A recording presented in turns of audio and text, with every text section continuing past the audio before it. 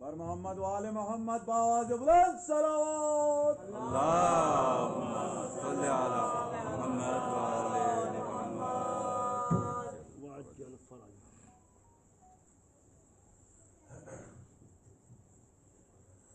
फातिहा।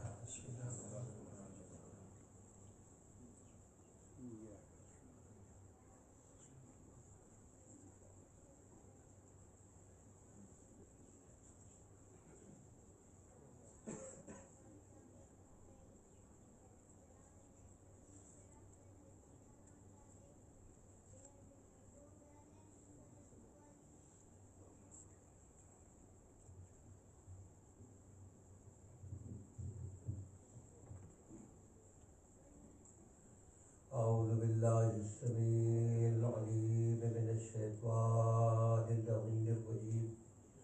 बिस्मिल्लाहिर रहमानिर रहीम। अल्हम्दुलिल्लाहिल्लज़ी हदाना लिहाज़ा व मा कुन्ना लिनहतदिया लौला अन हदानल्लाह। लक़द जाअत रुसुलु रब्बिना bill हक़्क़ वस्सलातु वस्सलामु Alan नबिय्यिल उम्मिय्यिल क़ुरैशिय्यिल हाशिमिय्यिल Qasim Muhammad. अल्लाहुम्मा सल्ली अला मुहम्मद व आले मुहम्मद। अल्लज़ीना अज़हबल्लाहु अन्हुमुर रिज्सा व तह्हरहुम तत्हीरा।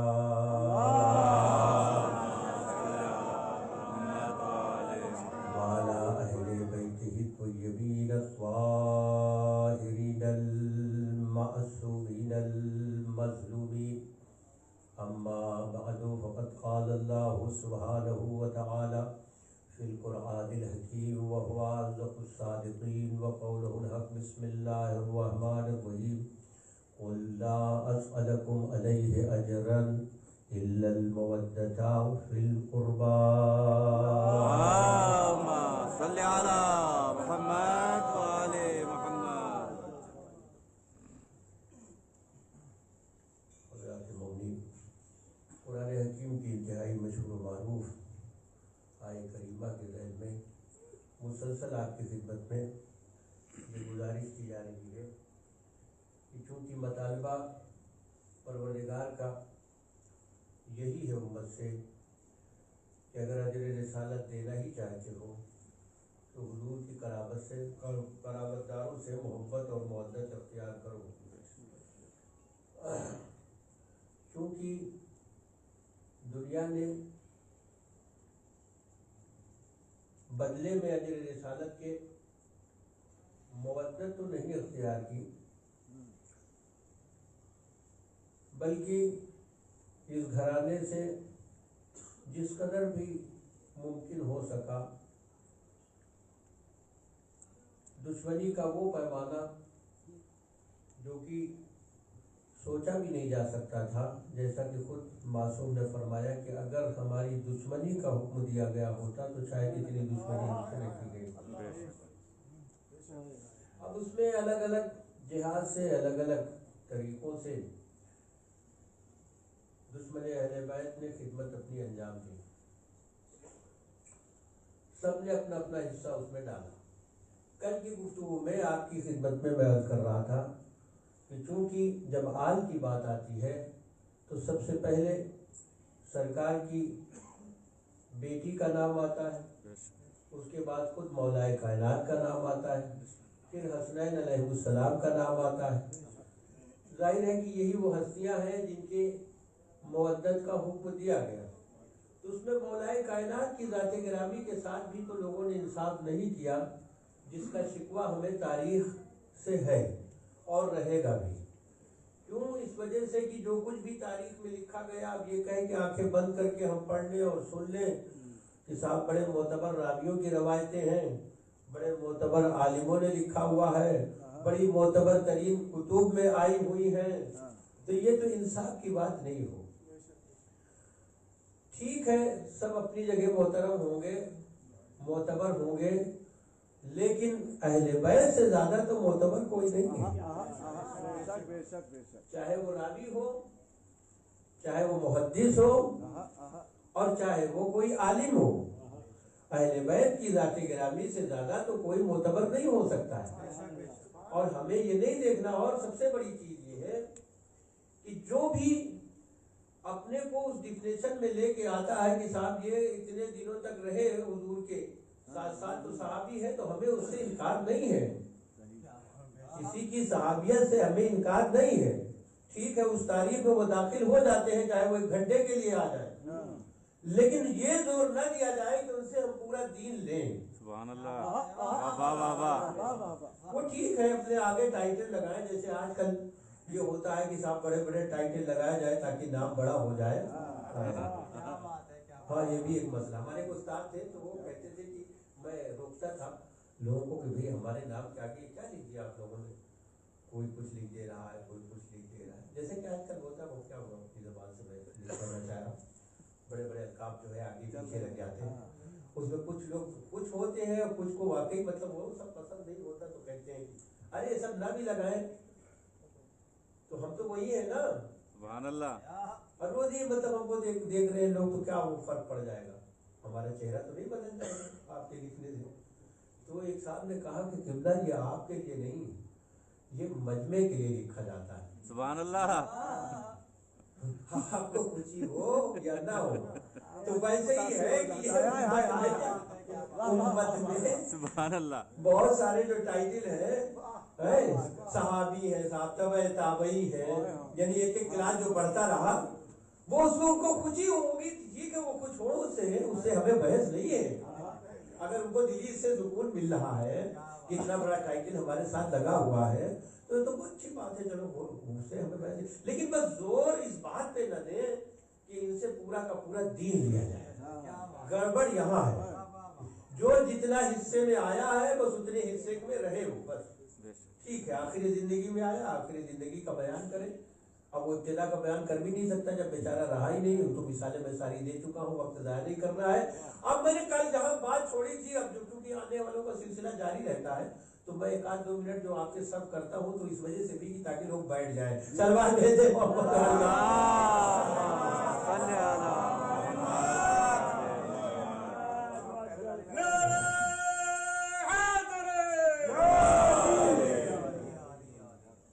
मुख्तसर टाइम की मजलिस को मैनेज करना भी, वो भी एक फन चाहिए उसके लिए। अक्सर ये होता है कि कुछ लोग कहते चिपका करते हैं, बिबला वो फला साहब ने, वो तो छोड़ने का नाम ही नहीं लेते, मेंबर को मिल जाता है। असल मसला उनके साथ भी ये हो जाता है कि वो अलिफ से ये तक का जो मामला है कि जितना लेके आए होते वो जानते सब सुनाते। अब इतने दायरे में तो बस उसको सोचना पड़ेगा कि भाई टाइमिंग जो है वो फिक्स है, और फिक्स टाइमिंग में 1-1 मिनट की कीमत होती है। कल मैं आपकी खिदमत में एक बात कह रहा था कि अगर कोई मौलाए कायनात को हल्लाले मुश्किलात मान रहा है, नहीं मान रहा, उससे बहस नहीं। अच्छा, ये भी एक दुश्मन की साजिश थी कि असल मसले को डाइवर्ट कर दिया जाए और दूसरे मसाइल में उलझा के इनके जहनों को उधर जो है उलझा दिया जाए। जैसे एक बहस ये चली साहब कि आप लोग उनको मदद के लिए पुकारते हैं, तो अल्लाह के होते हुए मदद के लिए उनको पुकारना सही है? आपने हल्लाले मुश्किलात समझते हैं, ये सही है? आप उन्हें हाजत रवा समझते हैं, ये सही है? अब हम सब जवाब देते रहे, एक जमाना गुजर गया और जवाब अब तक देते रहे, अब भी वही जवाब दे रहे हैं। हालांकि अब थोड़ा ट्रेंड बदलना चाहिए। अब ये होना चाहिए जब इस तरीके के सवाल आए कि भाई आप क्यों हल्लाले मुश्किलात क्यों मानते हैं, आप क्यों नहीं मानते? सुभान अल्लाह, वाह वाह वाह वाह। आप हाजत रवा क्यों मानते हैं, आप क्यों नहीं मानते? हम जवाब देते हैं, वाह वाह वाह वाह। आप क्यों नहीं मानते? सुभान अल्लाह, सुभान भाई अल्लाह। इतने दिनों से तो हम ही जवाब देते रहे, ये वन वे ट्रैफिक कब तक चलता है? सुभान अल्लाह। अकेले अकेले हम ही जवाब दे, कुछ आप भी तो जवाब दीजिए, आप क्यों नहीं मानते? क्या बात। थोड़ा सा सवाल करूँ जो इस तरीके से चेंज होना चाहिए। तो अब जब ये बात तय हो चुकी है कि कम अज कम, चले ठीक है, इस पे बहस नहीं करेंगे कि आप मान रहे हैं, इमाम मानते हैं कि नहीं मानते, मासूम मानते हैं कि नहीं मानते, हाजत रवा मानते हैं कि नहीं मानते, मुश्किल कुछा मानते हैं कि नहीं मानते। जो 5 चीजें कल मैंने आपके सामने रखी थी वो तो मानते हैं आप, कम से कम ये इतना तो तस्लीम करते हैं ना, इस्लाम अक़दस के साथ इतना तो इंसाफ करेंगे ना। अली मुसलमान है या नहीं है? भाई साहब क्या क्या बात कर रहे हैं आप, मुसलमान क्यों नहीं है? अली सहाबी है या नहीं है? रसूल के चचाजाद भाई है या नहीं है? इससे इनकार है आपको? नहीं नहीं, इससे कौन सा मुसलमान इनकार करेगा? रसूल के दामाद है कि नहीं है? नहीं नहीं, ये भी किसी भी फिरके के किसी आदमी को कोई एतराज नहीं इस पे। अच्छा, अली खलीफा है कि नहीं है? मानते हैं कि खलीफा है, इसमें भी कोई झगड़ा नहीं है। भैया झगड़ा नहीं था तो ये जो 70 साल तक हुआ तो ये क्यों होता रहा? ये कम अज कम जो मैंने कहा ना कि इतने में अगर आप मुत्तफिक हैं, कम अज कम 5 चीजें ऐसी जिसपे सब मुत्तफिक हैं, तो ये जो 70 साल हुआ ये क्यों होता रहा? अच्छा, जो होता रहा तो ये बंद कैसे हुआ वो मैं आज यहाँ से सुनाऊंगा आपको। एक सलवार भेजे मोहब्बत यहाँ तक तो कल सुना चुका मैं आपको मुतवज्जे कर चुका मैं। अब यहाँ से आज से सुनिए कि साहब ये 70 साल तक जो होता रहा तो ये बंद कैसे हुआ, कैसे रुका ये सिलसिला? देखिए, ये जो सिलसिला था सल्तनत बनी उमैया और सल्तनत बनी अब्बास, ये दौरे बनी उमैया और दौरे बनी अब्बास की हुकूमतों में जो बादशाह गुजरे हैं वो अपने को बादशाह ही नहीं समझते थे बल्कि खलीफा भी कहते थे अपने। इन्हीं में से एक खलीफा जो गुजरा बनी उमैया के दौरे इक़्तिदार का, वो उमर इब्ने अब्दुल अजीज नाम का है। वो उसका जब दौर आया, गौर से सुने यहाँ से मेरे नौजवान, उसका जब दौर आया तो एक दिन हरे दरबार में एक यहूदी आया और वो यहूदी आने के बाद उस दरबार में उसके कहता क्या है कि साहब बादशाह वक्त कहाँ है? लोगों ने कहा वो सामने चले जाओ दरबार में। वो चला गया, अंदर चला गया। अंदर पहुंचा तो उसने कहा कि भाई जान की माफी, मैं एक सवाल लेके आया हूँ। सवाल क्या? मेरी अरदास है उसे कबूल किया जाए। अब सारे दरबार वाले देख रहे हैं भी कौन सा आदमी है, नया आया हुआ है, एकदम से बादशाह से डायरेक्ट सवाल। अच्छा, उसने कहा, वो जो बादशाह था जिसका नाम अभी मैंने लिया, हालांकि वो जरा कहने के लिए वो दौरे इक़्तिदार में सभी वैसे ही थे, लेकिन अब वो नाम भी जरा सा अच्छा नहीं लग रहा कि बार बार दोहराया जाए।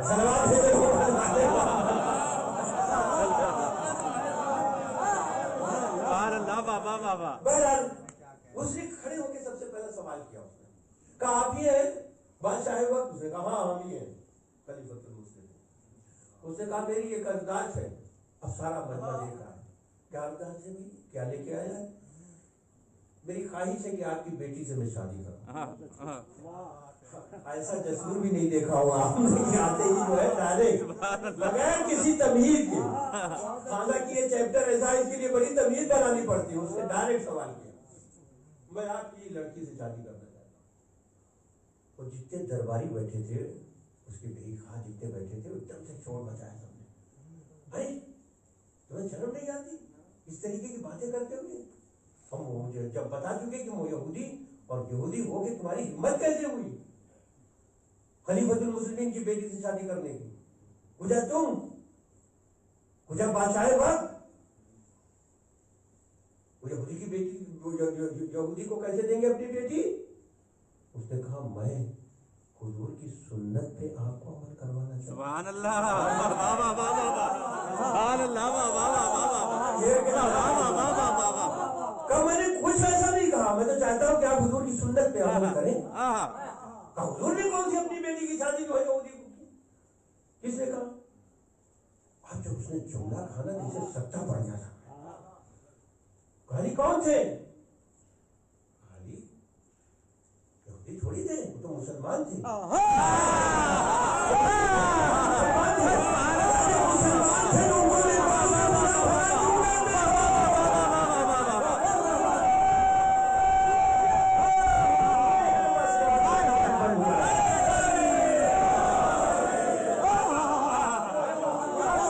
लोगों ने मुसलमान थे तो कैसे मुसलमान हो गए? ऊपर पे बैठे उनको पूरा भला करते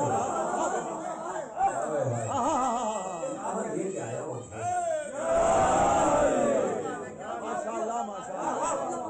सलामत रहे। और हकीकत में अगर इसका पोस्टमार्टम किया जाए तो इस वक्त के हालात में अगर आप बैठ के ठंडे दिमाग से किसी को भी अगर समझाए ना ठंडे दिमाग से कि भैया एक बात बता दो, ये जो 70 साल की तारीख है, 70 साल तक ऐसा होता रहा। दुनिया वैसे तो मतलब फिल्मों के एतबार से मैंने उस दिन भी कहा था आपसे 72, 73 जो भी आप मान रहे हो माने, लेकिन बुनियादी तौर से 3 गिरोह हैं जिसमें बटी है उम्मत मुस्लिमा, जो उसके ना बिल्कुल बुनियादी, उसमें 3 ही गिरोह हैं जिनसे सब शाखें निकली, बाकी सब शाखें। सबसे पहला गिरोह इमामिया, जिसने मौलाए कायनात को पहला इमाम बिला फजल खलीफा माना। सुभान अल्लाह। दूसरा गिरोह बिरादरान अहले सुन्नत का है, जिन्होंने मौला को चौथा खलीफा माना किसी को इनकार नहीं। तीसरा गिरोह सूफियाए किराम का है, जिन्होंने मौला को वली माना, पीरों के पीर मौला अमीरुल मोमिनीन, यानी उनके तरीकत में, सिलसिले तरीकत में अगर मौला को निकाल दिया जाए तो सब माइनस हो जाता, कुछ भी नहीं बचता। तो बुनियादी तौर से यही 3 गिरोह हैं। या तो फिरका इमामिया से होगा जिसने उनको पहला इमाम माना, बिला फजल खलीफा माना। अहले सुन्नत बिरादरान में से होगा चौथा खलीफा माना। अगर सूफिया किराम को मानते हैं तो उनकी यहाँ भी पीर तरीकत है, वो वलियों के वली हैं, अगर वो ना हो तो कोई वली ही नहीं है। इसका मतलब ये है कि ज़ाते गिरामी मौलाए कायनात इन तीनों गिरोहों में मुश्तरक है, किसी में माइनस नहीं है। अगर फिरका इमामिया उनको निकालता है तो शिया नहीं रहता। अहले सुन्नत उनको सिलसिला खिलाफत से निकालता है तो सुन्नी नहीं रहता। सूफिया किराम का गिरोह जो है वो उनको माइनस करता है तो उनकी तरीकत नहीं बचती। तो भैया ये तीनों गिरोह तो ऐसे हैं कि जिनकी यहाँ अली कामिल है, उनको निकाल ही नहीं सकते, बचता ही कुछ नहीं है। तो वो चौथा गिरोह कौन सा था जो दाढ़ियां बढ़ा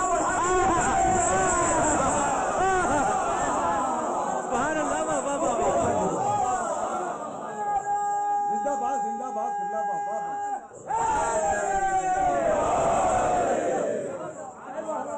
उसकी तलाश होना जरूरी है।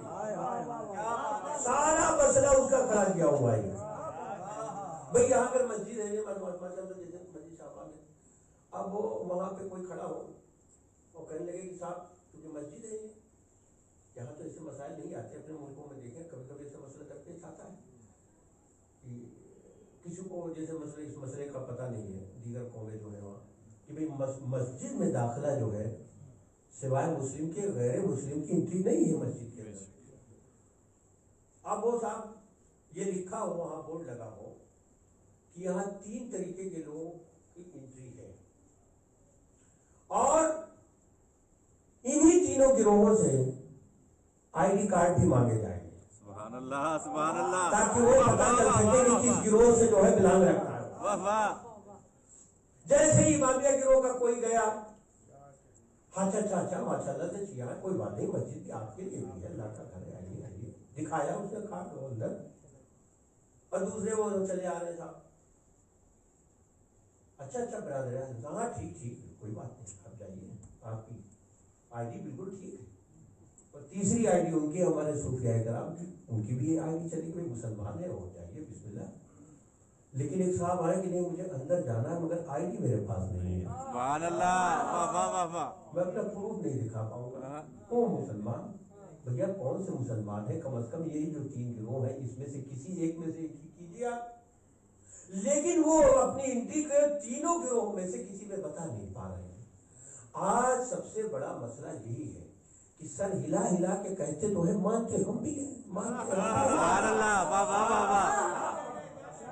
भैया मानते हैं, ऐसे मानते हैं कि मानते इनको भी है, मानते उनको भी है, सुभान अल्लाह, फैसले नहीं कर पा रहे। भाई कहीं तो ठीक है। और मौलाए कायनात ने यकीन जाने की, मैंने कल एक जुमला कहा था, शायद की जल्दी में हो सकता है कि आपने फरामोश कर दिया हो, लेकिन फिर वो जुमला इस वजह से दोहरा रहा हूं ताकि मेरा नौजवान मुतवज्जे हो। ये कमाल अली था कि जब तक इस दुनिया में जाहिरी तौर से जिंदा रहे तब तक उनकी तलवारों का जोर चलता रहा और किसी का सर न उठ सका। लेकिन आज जब इस दुनिया से जाहिरी तौर से हमारी निगाहों से गायब है तो उनकी फजीलतें लड़ रही हैं, हर मैदान में लड़ रही हैं, हर मौके पर लड़ रही हैं। और एक बात और बता दूं, जब बात आ गई है जब लड़ने की, यहाँ तो माशाल्लाह से मैं तो देख रहा हूँ कि हमारे आने के बाद से ये सिलसिला, ये 20 साल में कितने हमारे जवान थे जो बुढ़ापे की तरफ जा रहे हैं, और जो बूढ़े थे उस टाइम पे जब मैं आया था और मजीद बूढ़े हो गए हैं। लेकिन ये एज जो है ना, एज का जो वो है वो हकीकत है, उसमें उसको तस्लीम करने में कोई वो नहीं है कि जो इंसान 25 साल में होता है वो कुछ और होता है, 30 साल की जवानी में जब होता है वो कुछ और होती है, जैसे 50 साल के बाद फिर नीचे की तरफ जाता है वो फिर 60 साल का कुछ और होता है। अभी किसी से भी 60 साल से ऊपर जो 60 यानी 60 प्लस जो है, वो 60 प्लस का तो नाम ही लेते हुए इसको डर लगता है, घबराहट होती है। ये 60 प्लस जो है बड़ा चक्कर चल गया यहाँ। खैर वो 60 प्लस के बाद तो फिर आदमी कहता भाई हाँ तो वो बात थोड़ी है जो जवानी में थी। जवानी में तो वो पूरी रात हम लोग छब्बेदारियों में रहते थे, 10-10 मजलिसें रातों में कर लेते थे। अब एक मस्जिद भी हो जाए तो काफी है हमारे लिए। ये कब कहता बेचारा 65 साल 70 साल का जब हो जाता है। इसका मतलब ये है कि दुनिया में इस चीज का असर देखा गया है कि जो इंसान 25 साल में जो होता है फिर वो 60 साल 70 साल में नहीं होता। हम यूं ही नहीं कहते कि ज़ाते अली एक मौजज़ा है, ज़ाते अली एक मौजज़ा है, अली की शख्सियत एक मौजज़ा है।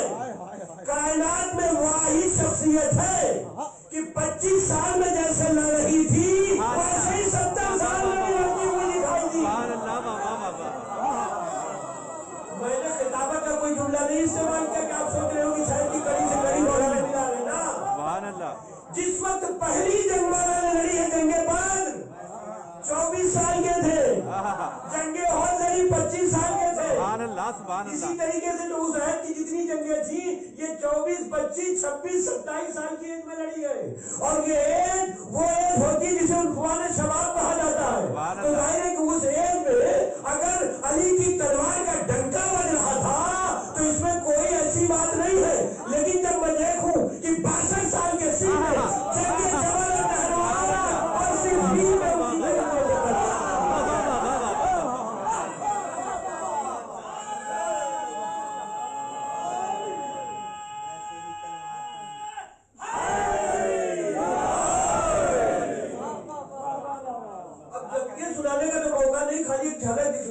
ताकि ये बात जो है वो सनद के साथ हो। 24 साल और 25 साल 26 साल आप कह रहे हैं और उसके बाद 62 साल और 63 साल की जंगे तो हो जाना चाहिए था। लेकिन आपको मालूम है जिस वक्त मौला आए हैं जंगे जमल में, अब 60 प्लस है मौला, अब वो 24 साल के नहीं है, 25 साल के नहीं है। लेकिन जिस वक्त अब बड़ी खूबसूरत जंगे हैं ये जो मौला ने इस अहद में लड़ी है, वो मतलब कभी टाइम मिला तो इंशाल्लाह सुनाऊंगा, मैं तफसील से सुनाऊंगा। अब जो 25 साल 26 साल के, अब फौजी जबान में आपको समझाऊंगी, जिसे कहते हैं रंगरूट नए, बिल्कुल उन्होंने मौला को कभी लड़ते हुए तो देखा नहीं था। सबकी हसरत थी, तलवार के चर्चे तो सुने थे, आंखों से देखा नहीं।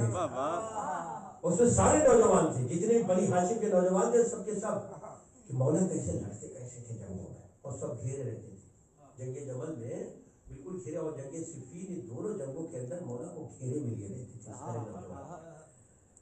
तो मौला की जंग देखना है, मौला लड़ते कैसे थे। अब बहरहाल अब वो पूरी जंग का तो नक्शा तो मैंने आपको उस वक्त ना सुना सकता हूँ, ना टाइम है इतना। लेकिन खाली एक मार्का की वाकई की अली की तलवार का डंका कैसे बजता था। एक मौका ऐसा भी आया जंगे सिफीन में, कोई नकाब पहने हुए आ गया,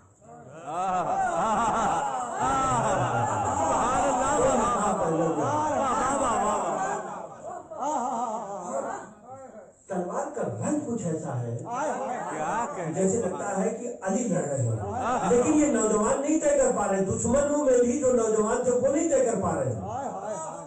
खैमे में बैठा हुआ वो बुज़दिल, तो खैमे के अंदर किसी ने जाके कहा कि एक नकाबपोश आया हुआ है, लेकिन वो ऐसे लड़ रहा है जैसे सुना गया है कि अली लड़ते थे। उसने कहा तो ना सही, मैं बताता हूँ तुम्हें तरकीब का। क्या तरकीब है? का पूरा लश्कर मिल के हमला करे। अगर आने वाला पीछे हटे समझ लेना कोई और है।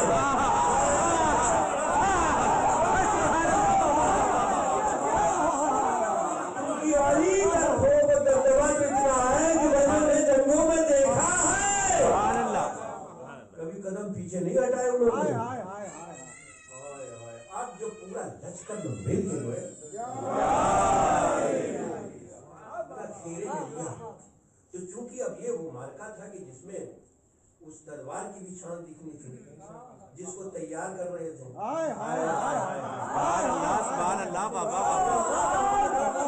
तेरी शजाअत में मुझे बड़ा भरोसा है। मैंने रातों की दुआओं में तुझे मांगा है और ये कह के मांगा एक बहादुर बेटा अल्लाह देगा। क्या कहने अब पूरा लश्कर जो है वो कह रहा है कि वाकई अगर ये तरकीब है तो चलो मिलके ही हमला करते हैं। कहते हैं पूरा लश्कर एक मर्तबा मिल के सिमट के, जिसे कहा जाए हाला बना के, एक मर्तबे चला। इधर चला लश्कर, उधर से वो शेर जरी फौज में से कोई पुकारा, अरे हो ना हो, या तो खुद अली आ गए हैं या अपने लाल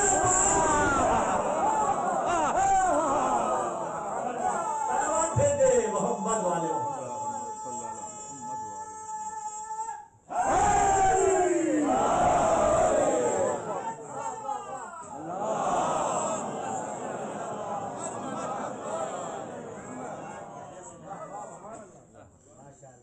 जिसकी तरबियत ही इस अंदाज की हो। अब करबला की जंग में, अब मैं कहूँ कि साहब आपको अबुल फजल अब्बास अलैहिस्सलाम की जंग जो है मैं सुना हुआ, तो लगता है जंग जो है वो जाहिर है कि करबला में वो है नहीं, क्योंकि जंग करने की इजाजत मिली ही नहीं। तो मैं सुनाऊंगा क्या आपको? हाँ, ये सुना सकता हूँ आपको कि चूंकि जंग करने की इजाजत तो नहीं मिली, पानी लाने की इजाजत मिली, लेकिन उसमें जो जंग का नक्शा दिखा वो भी समझने की चीज है। जंगे अजीब जो सेकेंड वर्ल्ड वार था, सेकेंड वर्ल्ड वार, अभी जो हमारे बुजुर्ग बैठे हुए हैं उन्हें बचपने की बात याद हो, हम लोग के तो खैर देर में नहीं है, लेकिन बचपने की बात है उनके, तो उनको शायद याद जरूर होगा। ज़्यादा अरसा नहीं गुजरा है सेकेंड वर्ल्ड वार, लेकिन उस सेकेंड वर्ल्ड वार को हुए अभी तकरीबन 70 साल से ऊपर हो गए। अब दो गिरोह में पूरी दुनिया तकसीम हो गई, यानी पूरा वर्ल्ड जो है दो हिस्सों में बढ़ गया था। जैसे कहा जाए कुछ ममालिक इनके साथ है, कुछ ममालिक इनके साथ है, लेकिन आज वो सारे जो डिवाइड हुआ था ना, वो सब एक हो गया। आज सब एक दूसरे का साथ दे रहे हैं। अब वो सब सियासी बातें हो हमें नहीं करनी वो, लेकिन वो आपको दिखलाना चाह रहा हूँ कि आज यानी जो भी बटे हुए थे ना, वो सब एक हो गए हैं। वो इधर जा रहे हैं, वो उधर जा रहे हैं, उनकी सारी टेक्नोलॉजी ये इस्तेमाल कर रहे हैं, वो उनकी टेक्नोलॉजी इस्तेमाल कर रहे हैं। इसका मतलब ये है कि इतने दिनों में इतनी तरक्की कर ली कि एक दूसरे की टेक्नोलॉजी भी इस्तेमाल कर रहे हैं, अब एक दूसरे की जरूरत को भी समझ रहे हैं, एक दूसरे की जरूरत को देखते हुए सब एक हो भी गए हैं। इसका मतलब ये कि सबको अपनी अपनी ताकत का अंदाजा भी हो गया। उस जमाने में कोई जेर हुआ कोई जबर हुआ वो एक अलग बात है। जैसे मिसाल दे दूं मैं आपको, जापान हिरोशिमा नागासाकी इतना मशहूर है, आज तक वो झेल रहे हैं उसको, लेकिन जिसने बमबारी की थी आज वही जापान की कारें जो है उनकी सड़कों पे दौड़ रही, यानी कल जो पसपा हुए थे आज वो उड़ गए हैं। मैं कहता हूं कि ये सिर्फ और सिर्फ वाहिद करबला की जंग को ये इम्तियाज हासिल है। यानी जो कल पसपा हुए थे आज उठ के खड़े हो गए सिर्फ 70 सालों में या 75 सालों में। यानी कल बिल्कुल पसपा हो चुके थे, आज उन्हीं के मुकाबले में फिर से खड़े हो गए। लेकिन ये वाहिद करबला की जंग है कि जो कल उस कमांडर के हाथों पसपा हुए थे आज तक सारे जिल्लत में उसी तरह पड़े हुए हैं। 1400 साल का अर्सा गुजर गया है। हालांकि ये जंग ऐसी है कि सिर्फ पिन पॉइंट पे, अगर आप पूरे दुनिया के नक्शे में देखें तो पिन पॉइंट पे है जंग। वैसे तो वर्ल्ड वार में दुनिया ही 2 हिस्सों में तकसीम हुई थी। करबला पूरे वर्ल्ड के नक्शे में कितने एरिया में है भाई? कितने एरिया में है करबला? लेकिन इतने से मुख्तसर से अरसे की जंग को 1400 साल के बाद भी दुनिया याद रखे हुए, जो कल मुर्दाबाद था आज भी मुर्दाबाद है। उठने की आज भी ताब नहीं है। हालांकि इतने बनेगा ना, कितने मुख्तसर। अच्छा, फिर लड़ाई की इजाजत नहीं मिली, लड़ाई की इजाजत नहीं मिली। अच्छा, 2 चीजें होती हैं। एक तो होती है पॉलिसी जो जंग की बनाई जाती है, वो सरबराह बनाता है। जैसे किसी भी मुल्क से किसी मुल्क से जब जंग होती है तो मुल्क का सरबराह पॉलिसी बनाता है, और जंगे कौन लड़ते? फौजें लड़ती है। उसका जो कमांडर होता है वो जंग लड़ता है। अल्लाह अकबर, कैसा सरबराह था और कैसा कमांडर था। इस वक्त दुनिया के गोशे गोशे में जहां जहां तक आपकी मालूमात हो, क्योंकि ये सोशल मीडिया का दौर है, आपको इस वक्त पूरी दुनिया की अजादारी दिखाई दे रही होगी। पूरी दुनिया में जहां जहां अजाए हुसैन हो रही है, सब आपको सोशल मीडिया पे नजर आ रहे होंगे। जो लोग सोशल मीडिया पे वो देख रहे होंगे। पूरी दुनिया में जहां जहां सदाए या हुसैन बुलंद है, दुनिया के जिस जिस कोने में, जिस जिस हिस्से में। पॉलिसी कौन बनाता है जंग की? सरबराह। जंग लड़ता कौन है? कमांडर। अल्लाह ने कुछ ऐसा एहतमाम किया कि जहां पॉलिसी बनाने वाले सरबराह का नाम बुलंद है या हुसैन की सदा है, वही कमांडर का आलम भी है।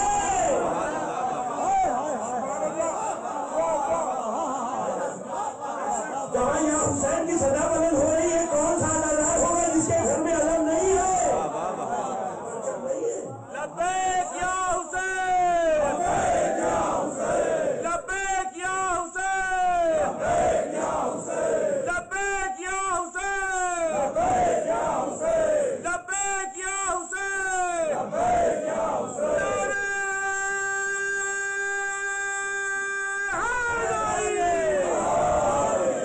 अब जल्दी से बस खाली खाका वो खेल कि वाकई सरकार वफा में, हालांकि जंग की इजाजत ही नहीं थी तो जंग क्या करती। लेकिन एक बात तो तय है, ये तो मानना पड़ेगा, फुरात के पहरे के बारे में सबको पता है। फुरात पर पहरा था। कहते हैं कि 14,000 का लश्कर पहले ही दिन से तैनात कर दिया गया था कि घाट से पानी न जाने पाए। लेकिन 7 तक तो ये नौबत आ गई कि आप बराबर सुनते रहते मसाइल के हिसाब से बिल्कुल ही पानी बंद हो गया। अच्छा, उसके बाद एक एक करके हर शहीद भी हो गया। तो फौजें इधर इधर भी जो बिखरी थी लड़ने में, भाई 14,000 का लश्कर जब सिर्फ घाट पे था, वो तो घाट पे था, उसकी ड्यूटी ये थी कि घाट पे रहो, पानी यहां से न जाने पाए, ठीक। और बाकी जो लड़ रहे थे वो तो लड़ ही रहे थे, वो तो जंग हो ही रही थी। अब जब सब शहीद हो चुके होंगे तो वो फौजें भी खाली हुई होंगी कि नहीं हुई होंगी? यानी काफी शोहदा जब शहीद हो गए, अब सिर्फ और सिर्फ अबुल फजल अब्बास अब अगर रह गए हैं, अगर मक्तल की रवायतें ये माने, तो वो भी आ गए होंगे, शामिल हो गए भाई चलो अब घाट पे पहरा देते हैं। इसका मतलब ही कि तादाद बढ़ी होगी। अब चाहे वो 20,000 का लश्कर आ गया हो, चाहे 30,000 का लश्कर आ गया हो, अब ये जो सारा लश्कर है ये किस लिए इकट्ठा है? ये सारे के सारे इसलिए इकट्ठा है कि पानी जो है खैमे तक न जाने पाए। बात अभी जंग की नहीं है, पानी न जाने पाए। मैं पूछता हूं कि भैया अगर तारीख के वरक से इस चीज को ले लिया जाए कि सिर्फ एक मश्क पानी है वो चला जाए खैमे तक, तो जंग का नक्शा कोई ऐसा तो है नहीं कि बिगड़ जाएगा, चला जाए। लेकिन उन्होंने भी इसको इशू बनाया हुआ है कि पानी का एक कतरा भी अब जाने नहीं देंगे। तो अब बात ये नहीं है कि अबुल फजील अब्बास, तवज्जो चाह रहा हूं, अबुल फजील अब्बास गए और एक मश्क पानी लेके आए। अब बात ये है कि पूरी फौज का जोर ये है कि अब्बास दरिया तक जाने ना पाए, और अब्बास का जोर ये है कि मैं दरिया पे कब्जा नहीं करूंगा। बात जंगी नहीं है, बात सिर्फ और सिर्फ ये कि पूरी फौज जोर लगा रही है कि किसी तरीके से पानी जाने ना पाए। तो भाई जाने के लिए तो पहले तो दरिया पे आना है ना। अच्छा, दरिया का मसला ये है, और इसको मरहूम खतीब अकबर अल्लाह को बरी के रहमत करें, इसको इस चीज को जो है वो बड़ी वजाहत के साथ कहते थे।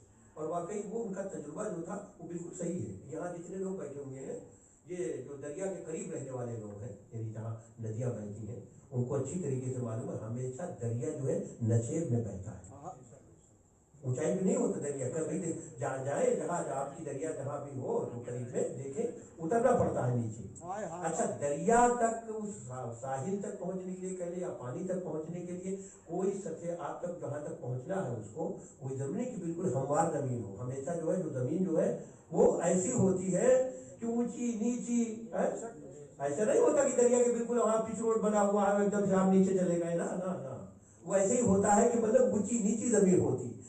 अच्छा, आप सोचिए जरा, तस्वीर कीजिए, बस इसी चीज को मैं आपको दिखा के बस मजाक की जाने वाला हूं। एक तरफ सारे लश्कर का जोर है कि अबुल फजल अब्बास दरिया में उतरने ना पाए, और गाजी का जोर यह है कि मुझे मश्क लेके जाना है, भरना है, वापस खाने में पलटना है। अब मैंने बताया ना कि अगर कम से कम तादाद भी तस्वुर में आती है। अब रवायत की कतईयत इस वजह से मैं बयान नहीं कर सकता हूँ कि बिल्कुल एक मतलब वो है, वो फिगर नहीं बयान कर सकता मैं, लेकिन तस्वुर में ये आ रहा है कि जब 14,000 का लश्कर परमानेंट था ही, तो बढ़ा जब लश्कर तो जाहिर 20 भी हो सकता है, 25 भी हो सकता है। ये पूरा लश्कर जमा है और मौला को दरिया में उतरना है। सबसे पहले तो ये जो लश्कर का पूरा जो हिस्सा जो जमा था, इसको हटाना।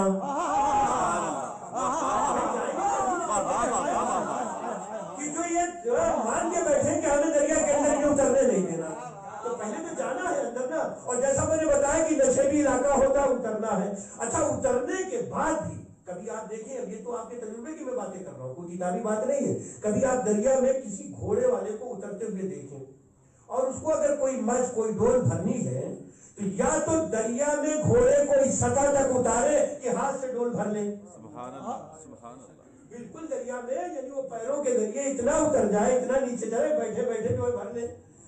या तो ऐसा हो कि भाई अगर सिर्फ और सिर्फ किनारे से ही भरना है, उसकी सिर्फ और सिर्फ सुमे जो है वो दरिया के अंदर हो, तो खुद उतरे। अच्छा, इस अरसे में उतरने के बाद, जबकि रवायतें ये कहती है कि मश्क इतनी सूखी है कि कुछ टाइम लगेगा मश्क को भरने के लिए।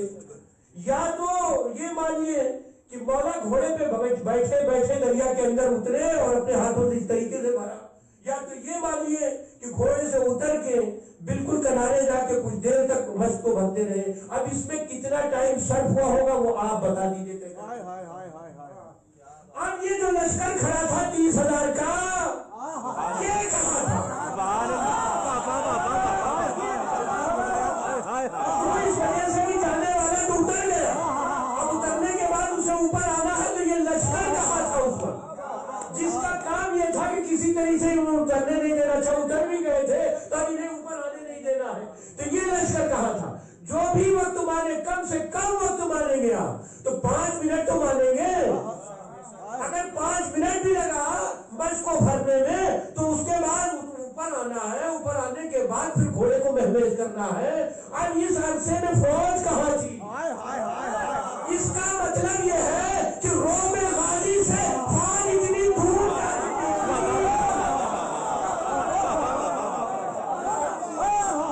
फौज इतनी दूर जा चुकी थी कि अभी कोई करीब नहीं आ रहा था।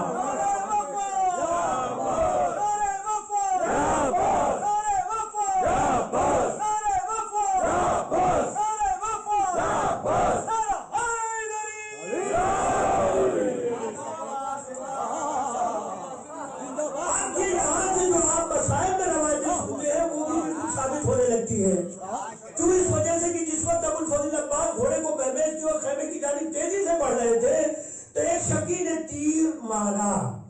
इसका मतलब यह है कि फौज इतनी दूर थी कि सिर्फ और सिर्फ तीर से ही हमला हो सकता था।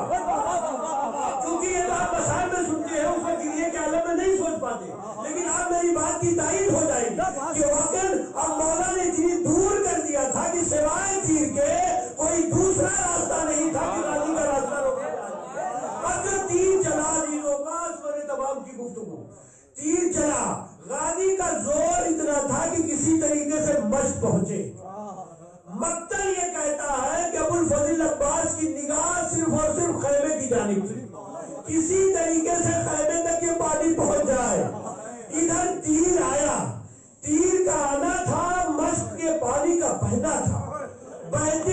बाज को देखते थे, कभी खैमे पे नजर करते थे। अल्लाह पर क्या मंजर रहा होगा, लेकिन आपकी रवायत ही दोहरा सकता हूं।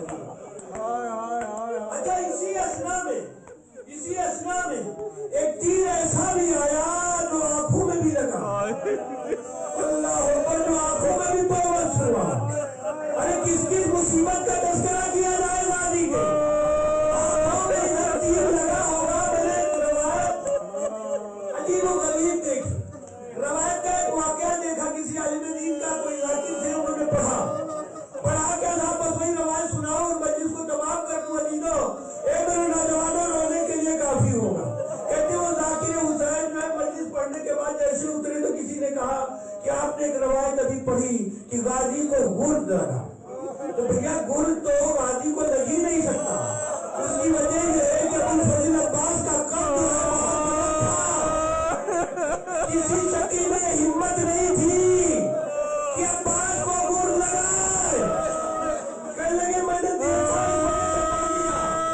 कहते रात में ख्वाब में देखा, कहा उससे कहना कि क्या वो मक्तल में मौजूद था।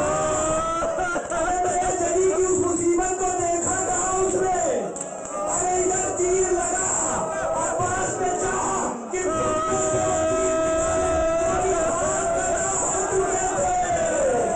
अरे जैसे ही झुके, अरे उस जालिम को मौका मिला, सरे अब्बास पर गुजरा। अबुल फजल अब्बास जमीन पे आए। अरे ज़हरा पुकारिए मेरे लाल।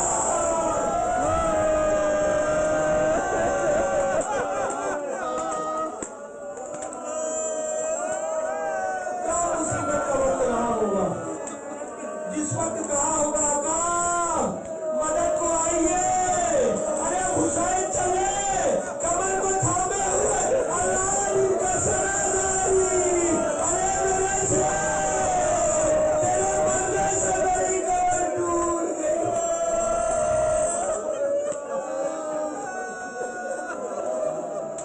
पहुंचे, अलग मंजर देखा, करीब गए, एक मरतबा सर उठा के रखना चाहते हैं,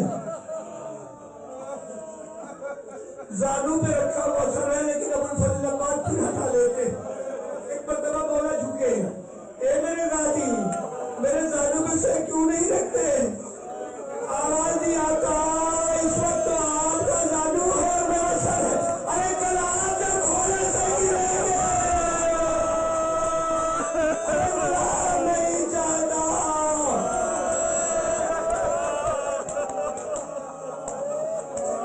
ये दिनों रवायत बहुत सुनी होगी आपने, और जाकिरीन पढ़ते भी है कि उस वक्त जिस वक्त वसीयतें फरमा रहे थे उस वक्त ये भी था आका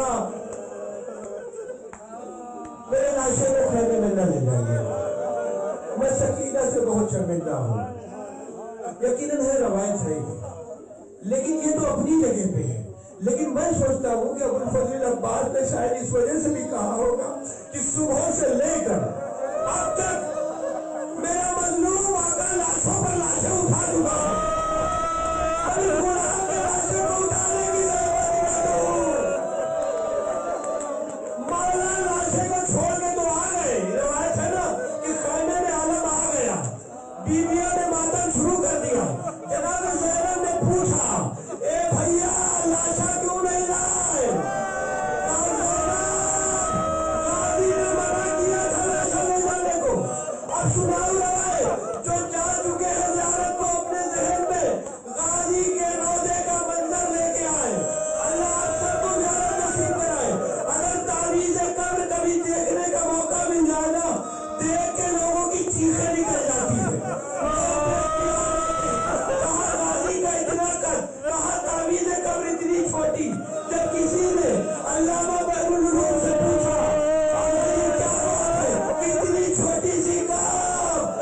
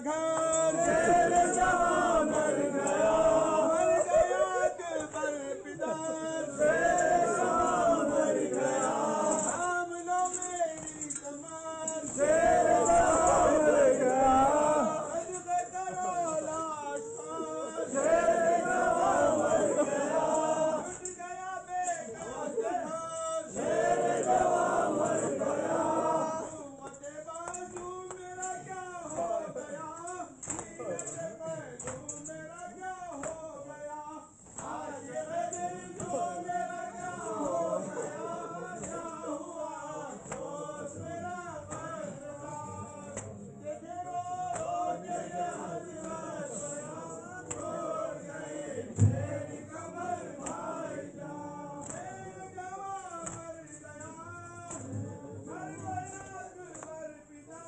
मेरे जवां मर गया अकबर पिता शेर जवां मर गया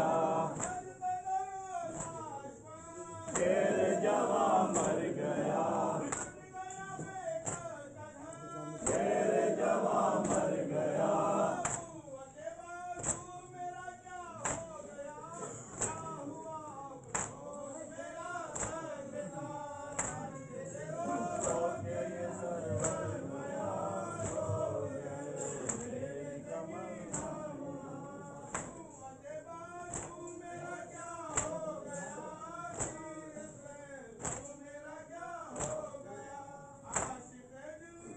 मेरा क्या हो गया क्या हुआ मेरा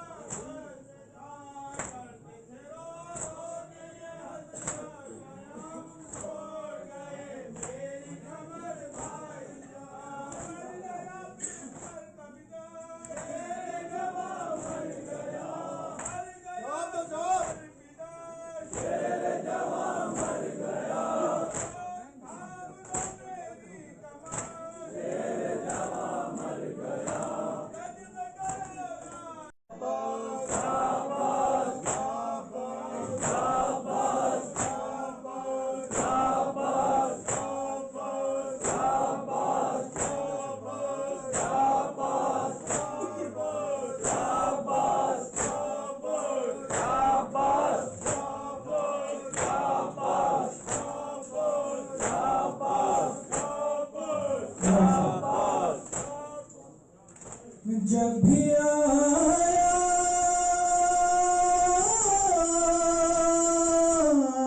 कोई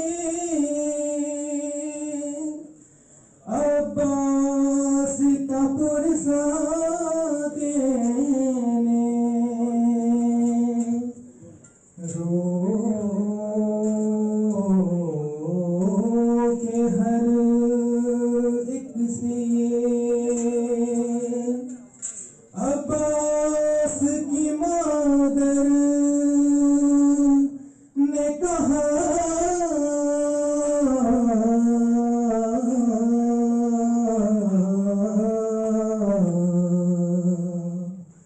मैं उम्मुल बनीन हूँ लोगों मैं उम्मुल बनीन हूँ लोगों मैं उम्मुल बनीन हूँ लोगों मैं उम्मुल अब्बास की मैं माँ हूँ मैं उम्मुल बनीन हूँ लोगों मैं उम्मुल बनीन हूँ लोगों अब्बास की मैं माँ हूँ मैं उम्मुल बनीन लोगों मैं अब्बास को एक पल ना रोई शबीर को रोने की खातिर मैं आज तलक जिंदा हूँ मैं उम्मुल बनीन लोगों मैं उम्मुल बनीन लोगों अब्बास की मैं माँ हूँ मैं उम्मुल बनीन लोगों मैं उम्मुल बनीन लोगों अब्बास की मैं माँ हूँ, मैं उम्मुल बनीन हूँ, मैं उम्मुल बनीन हूँ। ये कम तो नहीं रुतबा मेरा, मेरे कदमों तले खालिक ने उस गाज़ी की जन्नत रख दी, जन्नत जो सभी को बांटे, वो जिसका परचम करता है हर एक ज़माने पर साया, मैं उसके लिए साया हूँ। मैं उम्मुल बनीन हूँ लोगो, मैं उम्मुल बनीन हूँ लोगो। अब्बास की मैं माँ हूँ, मैं उम्मुल बनीन हूँ लोगो, मैं उम्मुल बनीन हूँ लोगो।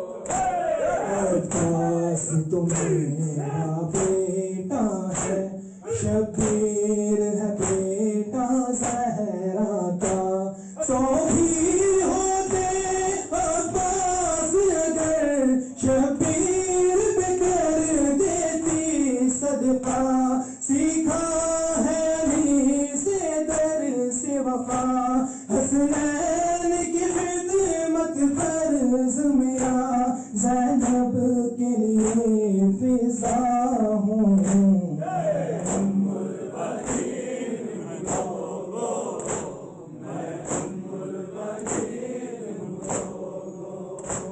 अब्बास की मैं माँ हूँ, मैं उम्मुल बनीन हूँ लोगो, मैं उम्मुल बनीन हूँ लोगो। काश में जाती करीब बला, महज़र में नाम जो होता, अब सांसें जब तक बाकी है मुझको ये रहेगा सदमा, क्यों साथ अली की बेटी के बाजू नरसन से मेरे बंधे, ज़हरा से मैं शर्मिंदा हूँ।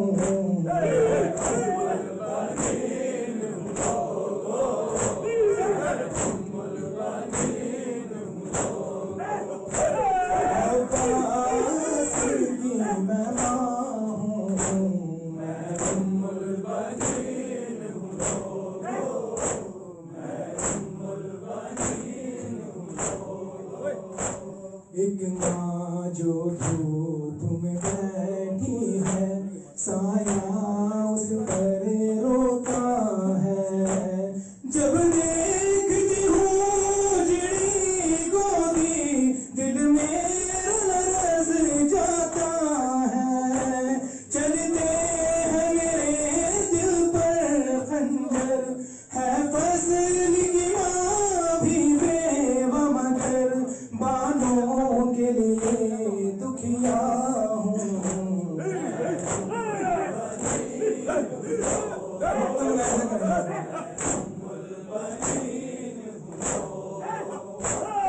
अब्बास की मैं माँ हूँ, मैं उम्मुल बनीन हूँ लोगो, मैं उम्मुल बनीन हूँ लोगो। अमीर तकल्लुम वो बीबी कहती होगी ये रोकर, गाज़ी के कटे शानों की कसम है कर्ज मेरी सांसों पर, प्यासा गया असग़र दुनिया से, ये जब से सुना है उस दिन से, मैं प्यासों की सका हूँ। मैं उम्मुल बनीन